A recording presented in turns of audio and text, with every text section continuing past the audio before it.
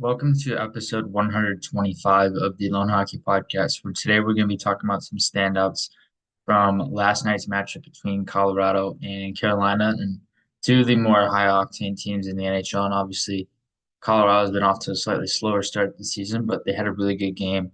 It was a back and forth game, and Colorado ended up winning 6-4. Carolina's been one of the best teams in the league, 10-3 and 0 now with the loss, but they're still a really good team. And I would imagine at some point Colorado would bounce back. But so we'll start with some standouts on Carolina's side. And Jordan Martinook had half of Carolina's goals. He had two of them out of the four that they had. And he had 3-point game and he played really well. The thing is about Carolina's bottom six slash bottom nine and the roles those type of guys play is that it's more of a hard nosed checking game. They have a lot of guys who can bring skill to the table, can forecheck, can bring some tenacity, bring two-way play, and have a lot of different versatile elements in their game to be able to play those roles. And Colorado is similar in that sense. And Carolina, they have a lot of really good checkers inside their bottom nine, especially on the wings with their speed that they have. And they're one of the more disciplined checking teams in the league when it comes to being able to not only finish checks, but being able to generate retrievals and being able to maintain the structure of their forecheck. And so Martinique's one of those guys that fits that role really well, and he fits that bottom nine role really well. And at the same time, he's able to bring some skill and some hard skill to the table, and it allows him to execute when he can be around the net in certain situations and also be able to score from afar sometimes. So he's a guy, not necessarily a marquee offensive guy, but can be relied upon offensively when necessary. Seth Jarvis looked really good this game. The pace, the fluidity, the rhythm, the tenacity to his ability. And he's one of the more underrated players in the league now, I would say. And he just got a big extension and he's going to look to take that next step in his career. And very well could hit around 80 points in the near future in terms of his ability and how much raw skill and talent that he has.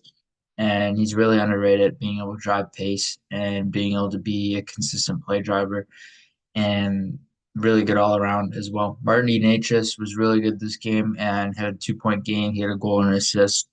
The thing is with Necas, and he showed it in the first, he's always showing his speed and his ability to transition the puck offensively is very, very marquee element to his game. And that's one of the main reasons why they drafted him, and one of the main reasons why he's stuck around this team is because of his transition offensive ability, how much of a threat he is in transition, how much of a threat he is carrying the puck, and how much Carolina really allows him to weaponize that and to take advantage of that space. So Natchez is a guy you want to rely upon it when it comes to transition offense scenarios. He was showcasing a lot of that ability yesterday. Like I said in the first period, he had a rush chance where it was directly in transition offense and it led right away to a shot. And he generated control of the entry and he was able to shoot right away off the entry. So with Natchez, he's a guy that stands out with his speed, his skill, his ability to create with his speed, and how effective he is at gaining separation speed. Jack Drury looked good in this game as well, and a guy who's been a standout for them in their more of that fourth line role, but he brings some ability to be a dual threat style player where he can play center, he can play wing, he can play offense, he can play defense, and can do a little bit of everything. And he's been up and down in the AHL and the NHL, but at the same time, he's looking to find that consistent role in the NHL now and be able to be a guy who might not be able to provide a sustained impact in a consistent top six role, but very well could provide that impact in more of that bottom six, bottom nine type role as either a center or a winger. And Jordan Staal looked really good yesterday. I thought as a power center type player, he looked really good. Being able to drive the net, being able to carry pucks, extend possessions with his size and his reach. And as a big element to his game is his ability to hold on to pucks, his ability to extend plays and carry play along the walls. And it's a big and very important factor to his game. He showcased a lot of that yesterday. And he had a couple net drives in the ozone where he's able to get around some of Colorado's defensemen and be able to muscle his way to the net. Andrei Svechnikov looked really good yesterday, similar to Stahl in that sense where he can use that power frame and he's more of a power winger than a power center. But Svechnikov, very similar in that sense with how he can use his size, his reach, how he can extend possessions, how he can extend possessions on the perimeter, so on and so forth. And really good skill to his game. He's really fun to watch in tight sequences now, and that's something that's really improved over the course of time as he's developed in the league. His small area game has really improved, and it's taken many more strides because sometimes that coordination as a big winger, a big power winger, can be a little bit harder to find. But Svechnikov over the years has continued to find that coordination and be able to adapt to small areas really well. Sean Walker and playing his former team in Colorado. He had a stint last year after getting traded from Philadelphia to there, and he looked okay.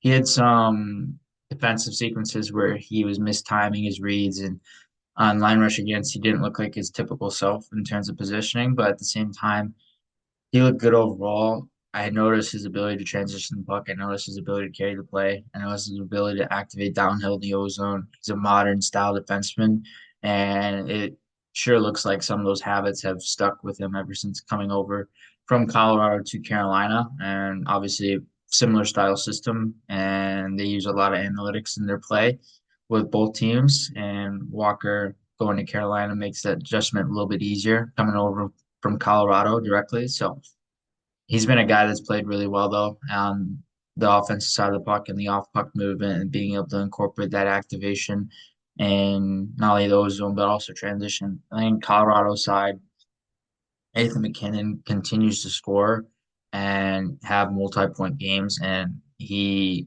had a 4 point game yesterday, a goal and 3 assists. His goal was really nice, and I talked about it in my newsletter today, where he started in the D zone and he came underneath the puck, so it allowed him to be able to support the strong side winger and also both defensemen. So he was able to time that read, generate controlled exit, be able to outmaneuver guys through the neutral zone and maneuver Carolina's forecheck, create a 1v1 in terms of an isolated sequence on the entry against Carolina's strong side D, which was Sean Walker. And then he was able to maneuver around Walker and create a small area 2-on-1 with Mikko Rantanen. Shane Gostisbehere took the pass away, so allowed McKinnon to walk right down the middle and score. I believe it was 5-hole on Spencer Martin. So it was a really nice sequence. And he stood out all across the board in that sense where he can be a play driver, he can drive pace and transition, and there's so many elements to his game that make him so exciting to watch and so electric to watch. Mikko Rantanen had a 2 goal game, 2 goals, 1 assist, 3 points, and we've mentioned it with Svechnikov and Stahl, but I would say Rantanen's slightly different in a sense where how he uses puck protection.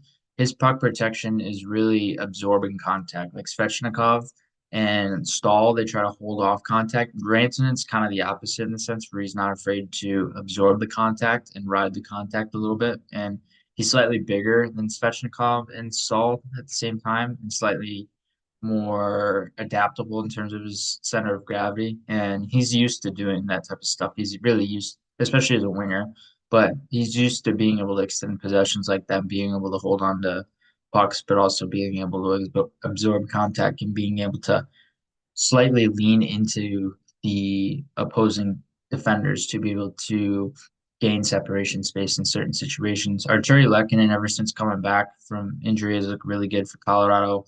Multi-point game, a goal and an assist. He had 5 shots, and I've always noticed his ability to play that top nine role and play inside that top nine really well. And it's a seamless adjustment for him because he can play a third line checking role, he can play a first line role if you need him to be, and he really fills that void really well where he isn't necessarily a play driver of his own line, but he can complement any line that he's on really nicely. So really good support option for any line that he's on. And like I said, I feel like he's a really key component to this team, but obviously easy to overlook because you have guys like Makar and Rantanen and McKinnon and Landeskog when he comes back, and some of those other guys who slightly overshadow him in that sense. Speaking of which, Kale McCarr, of course, looked dynamic as ever. And it's like watching Nathan McKinnon, but a Nathan McKinnon on the back end.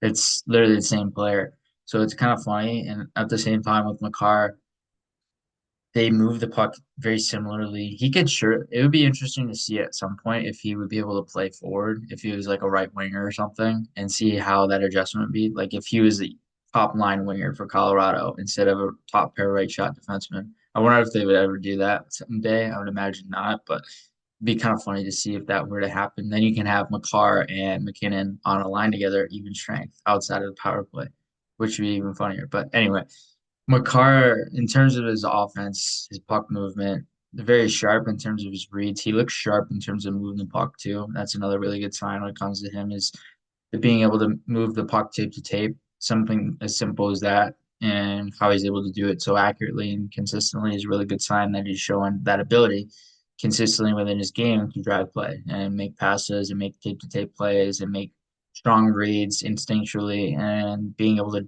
be a play driver in many different facets of the game. He had a lot of really good outlet passes and stretch passes, so he was really crisp and really clean on his exits and his breakouts and his outlets. Casey Middlestat, I've noticed him every game I've watched Colorado. He fits the system in Colorado so well. He's having the best season that he's ever had this far and the best start to a season that he's ever had. So he's on pace to score around 80 or so points if he continues the pace that he's on right now. But he continues to produce, he continues to make plays, he continues to be a small area playmaking threat. And he's the it seems like the perfect guy to have behind Nathan McKinnon as that second line center and a guy who you can even put on the power play on the first unit or the second unit. He's very versatile in the sense that you can put him on both units and he'd be fine. And either way, he's a guy that's a threat in terms of power play and being able to be a threat at 5-on-5 as well. And in terms of his offense, he really looks like a play driver now in Colorado's system. I would say in Buffalo, especially with the centers that they had there, it slightly mitigated his role to sometimes be more of a winger when he wasn't necessarily a winger. He's always been more of that true center and fits that role in Colorado where he has a consistent second line role and sometimes a first line role. Say if Nathan McKinnon gets injured, he can fill that void as first line center. So Middlestat's a guy who's really evolving. It's going to be interesting to see if he continues this pace that he's on right now and where he continues to go and his trajectory and his offensive trajectory as well. It'll be interesting to even see if he continues to score more in the future with Colorado as well. If he could be a 30 or 40 goal scorer at some point because of the speed that Colorado has in the wings with the finishing ability that they have. It's way different than Buffalo, where sometimes guys would finish a little inconsistently, and also Middlestat sometimes would get thrown on the wing. So he wasn't necessarily given a true role at the center position because you had Tage Thompson and you had Dylan Cousins there. So it slightly mitigated that him in that sense. But at the same time, I'd be curious to see again if he'd be able to score 30 or 40 goals with Colorado in the near future, not just add to his playmaking, but add to his goal scoring. And then Devontae Zalesky looked really good, and I was really impressed with him. I'm always really impressed with him because of his ability to be a consistent defenseman at all strengths, and he can play PK, he can play power play, he can play at even strength. He's a guy that's very reliable in terms of being able to play top pairing minutes and being able to be a support option for Cale Makar. And he's very talented all across the board as a two-way defenseman and his ability to incorporate modern day style elements into his game.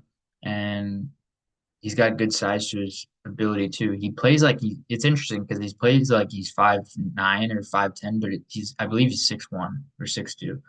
He just the way he plays, the way he skates, the way he moves like a smaller player, and that's a really good compliment to him because that ability allows him to be a shutdown defender, but also an offensive defenseman when he wants to.